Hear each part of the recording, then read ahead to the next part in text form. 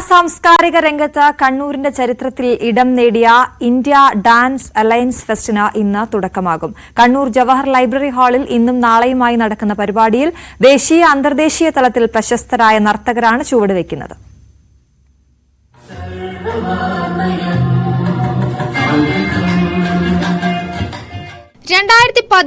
മുതൽ എല്ലാ വർഷവും ഇഡ ഫെസ്റ്റ് കണ്ണൂരിന്റെ മണ്ണിൽ അരങ്ങേറാറുണ്ട്.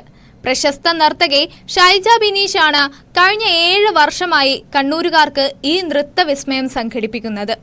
ഇന്ന് വൈകിട്ട് 6:15 കേന്ദ്ര സംഗീത നാടക അക്കാദമി അവാർഡ് ജേതാവ് ഗോപിക വർമ്മയുടെ മോഹിനിയാട്ടത്തോടെ തുടക്കമാകുന്ന ഇഡ ഫെസ്റ്റിൽ റെഡ്ഡി ലക്ഷ്മിയുടെ കുച്ചുപ്പുടിയും ആര്യനന്ദയുടെ ഒഡീസിയും അരങ്ങേറും.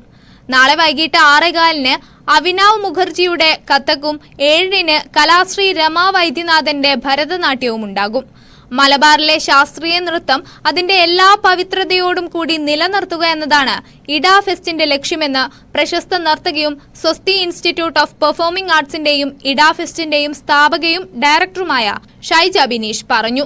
ഇഡ ഫെസ്റ്റ്, ഇഡ എന്ന് പറഞ്ഞാൽ തന്നെ ഒരു ഷോർട്ട് ഫോം ആണ്. ഇന്ത്യ ഡാൻസ് അലയൻസ് എന്നാണ് അതിന്റെ ഫുൾ നെയിം. അതിൽ തന്നെ ഉണ്ട് അർത്ഥം ഭാരതീയ നൃത്ത സമന്വയം. അത് തന്നെയാണ് ഇഡ ഫെസ്റ്റ് കൊണ്ട് ഉദ്ദേശിക്കുന്നതും. കണ്ണൂരിലെയും പരിസര പ്രദേശങ്ങളിലെയും നൃത്താസ്വാദകർക്ക് ദേശീയ അന്തർദേശീയ തലത്തിൽ ശ്രദ്ധേയരായ നർത്തകരുടെ നൃത്തം ആസ്വദിക്കാനുള്ള അവസരത്തിന് പുറമെ നൃത്തം പഠിക്കാൻ ആഗ്രഹിക്കുന്ന വിദ്യാർത്ഥികൾക്ക് പ്രമുഖ നർത്തകരെ പരിചയപ്പെടുത്തി കൊടുക്കുകയും ചെയ്യും.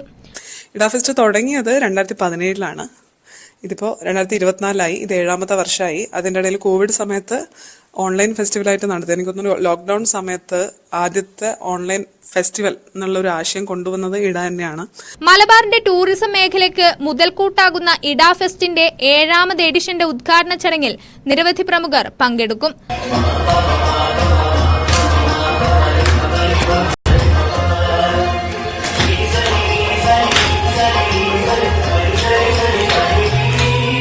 ന്യൂസ് 18 കണ്ണൂർ.